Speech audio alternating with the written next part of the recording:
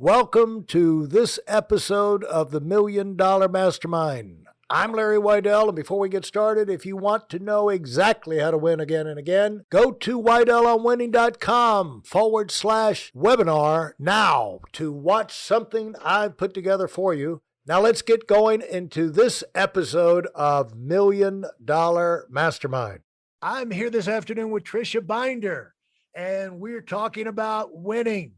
And Tricia knows a lot about it. She has spent years working inside exciting divisions and product lines and brands inside the corporate, Fortune 500 companies with S.E. Johnson, Leslie Purine, and Nordstrom.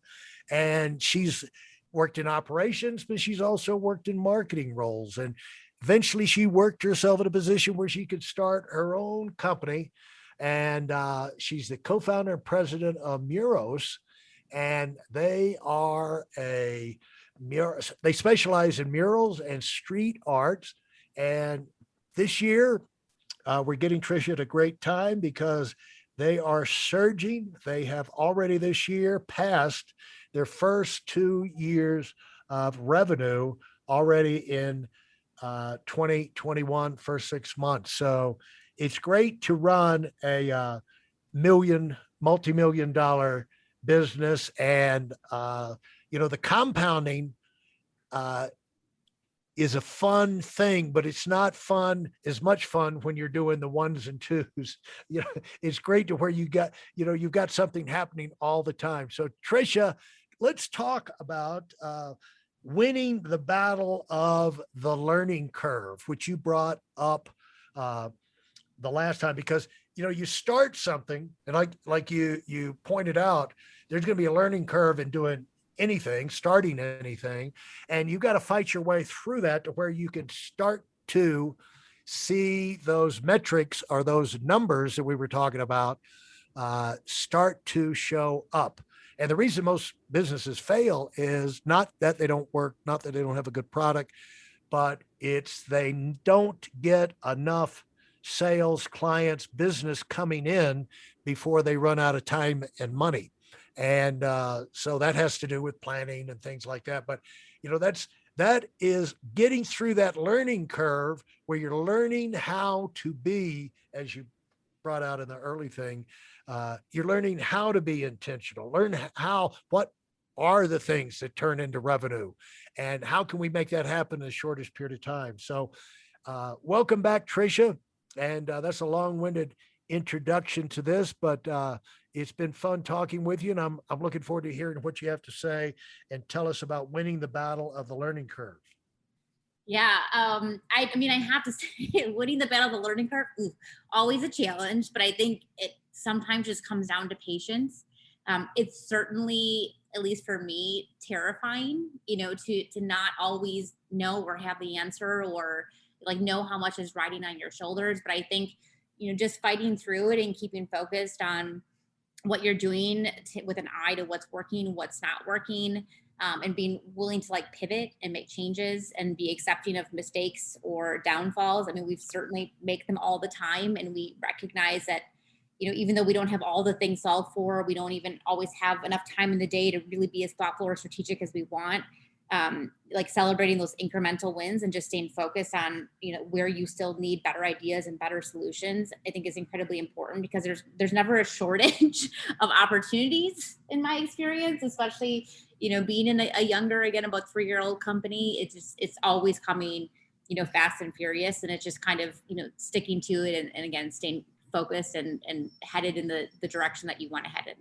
Now, when you started went from one company to another, it's it's amazing. It's like winning the Super Bowl. The next year, Nick Saban at the University of Alabama with the football team, they'd win the national championship, and they'd start off, get all the players. They get back home and get all the players in a room, and they'd have a big celebration, everything. He said, now I'd like the seniors to leave the room. And he says, the rest of you guys, you haven't won nothing.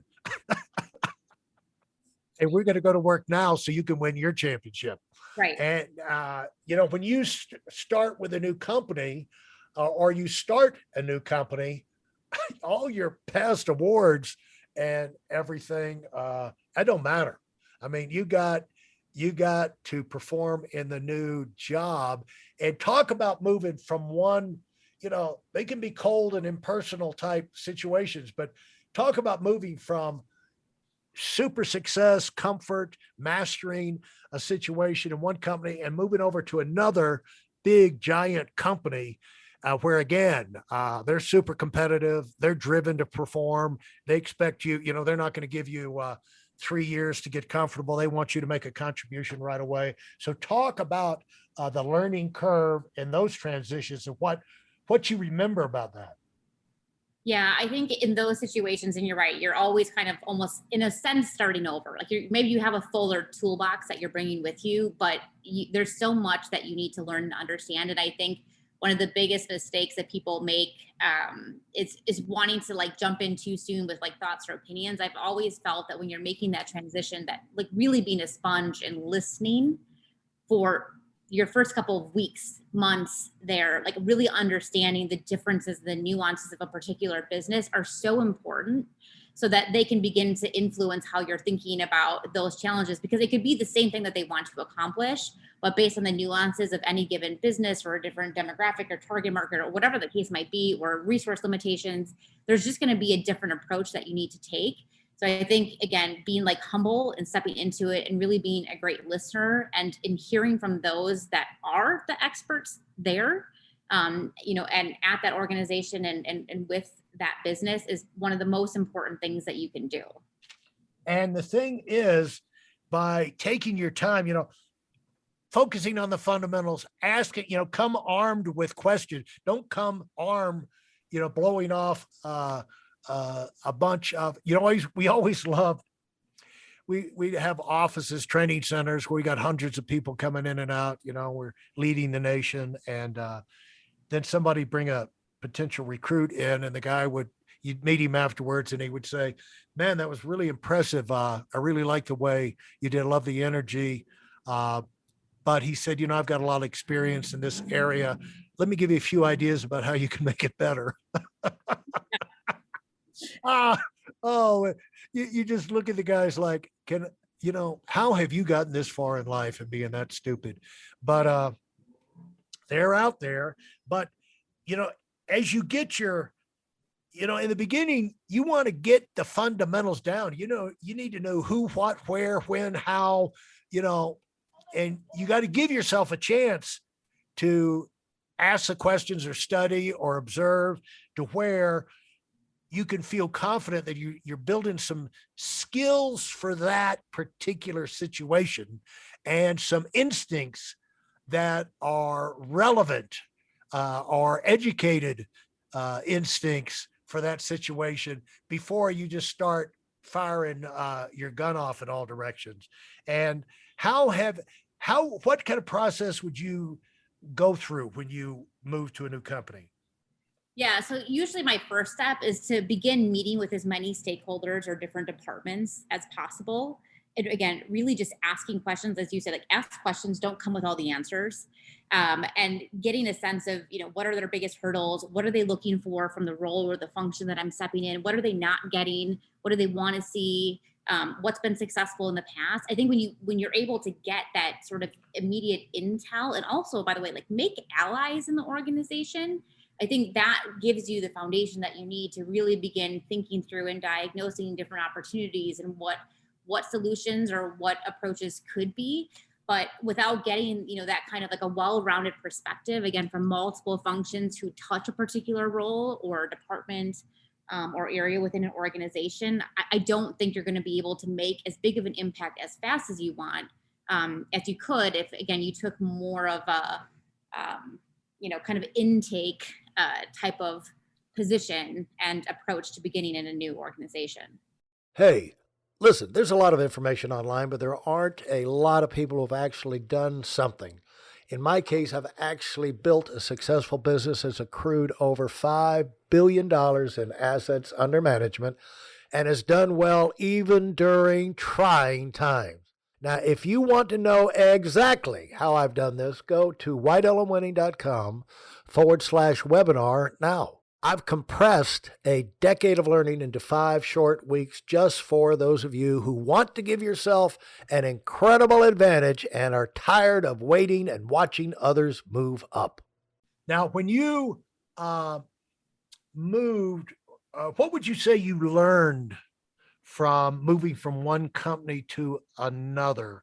What was fresh and what was exciting for you when you did that? And then finally you said, I've had enough. I'm going to start my own. Yeah, I mean, I think the fun thing about all the different organizations that I've been at is that they really do all have, different cultures, different challenges, different opportunities.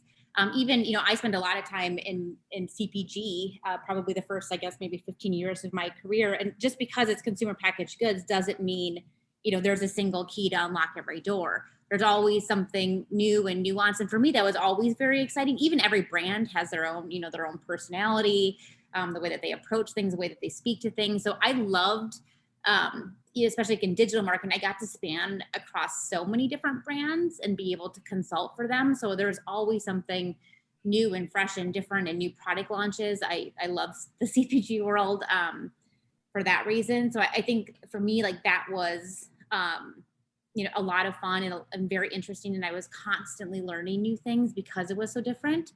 But I think, at the end of the day, I kind of had this goal probably, maybe after I turned 30 or so, that I really wanted to begin working towards and learning as much as I could, as broadly as I could, to be able to go and do my own thing one day. So I was always trying to gobble up as much experience as possible. And I remember, when I left one of my roles and I moved back to the Chicago area, I was really sad to leave because it was such a phenomenal organization, but I just felt like I had more learning and personal growth to do.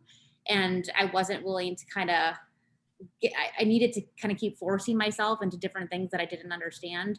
And that eventually kind of got me to here, where again, I wanted to start my own thing, really be able to build something from the ground up and really be able to influence, where that company went and the culture of the organization. Because I think people and culture and leadership are things I ran into in my career where I wasn't always, happy, or maybe felt like we shared the same values. And I wanted something that I could really influence in that respect. And would you say that as you were looking for places, products, things that you could get excited about before you connected with them? Would you say that's part of it? Yeah, that's totally, you're 100% right. Like I really And wanted something I could get behind and that was exciting and interesting to me personally, so that I could pour myself into it professionally.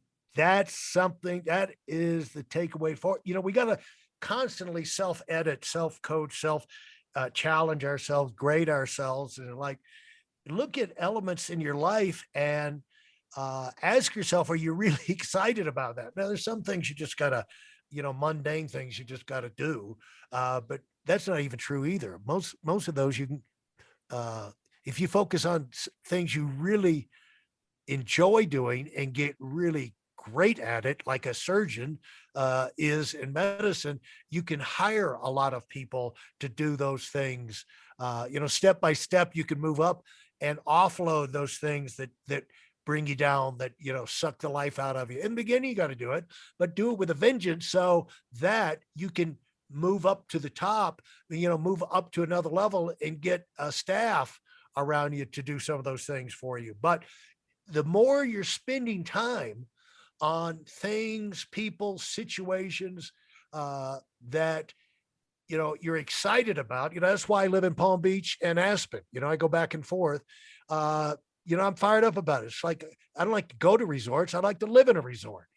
Yeah. And it's like go to a resort and then I'm going to go back to a dungeon. It's like what I want to feel. I want to be energized. It took me 30 years or something to get to where I could do that. But, eventually it happened. And I was, my original plan, Tricia, was to be able to set my business up to where I could run it from St. Moritz in Switzerland and, remote control. I had that. I worked on that for like 15 years. And then I found out what a nanny state Switzerland was, and like a bunch of school marms, is they're the we won't get into it, but I was like, you know what? I like my freedom.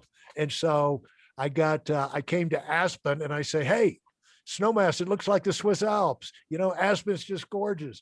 Go down to Palm Beach. It's just, a total the same thing, but just with the ocean and all. It's like, Mhm. that's why I'm there. But there's like, who are your friends? Your friends, your associates, the projects you're in. Find that you're going to be your best if you're doing things that you're excited about. And so that's all part of setting yourself up for success. And so when you get involved in something new, you're more likely to win the learning curve in terms of staying with it long enough to get great at it because you're excited about you're doing something that you're fired up about. And so is what would you add to that before we move on again, Tricia? What would you add to that? Yeah, no, I love everything about that. I think the only ad that I would have is just, I think really enjoying the people that you work with is so incredibly important, because oftentimes we're spending more time with them than we are with our families, or whatever the case might be. And I think being around good people that you really enjoy spending your day with, and who also can energize you when you are down or things are tough or something didn't go right, I think it's just so incredibly valuable to keeping you happy, focused, like ready to, somebody to pick you up when you need it. And I think surrounding yourself with individuals that do that for you is incredibly important, and pertinent to your success. If you enjoyed what you've heard and are dead serious about finding out for yourself exactly how this works in the real world, I've taken the most valuable business lessons I've learned over 40 years and put them into something for you to watch. Go to whiteelementary.com/webinar now in order to move up as fast as possible. I'm Larry Weidel, and I run the $1 Million Mastermind. Go, go, go.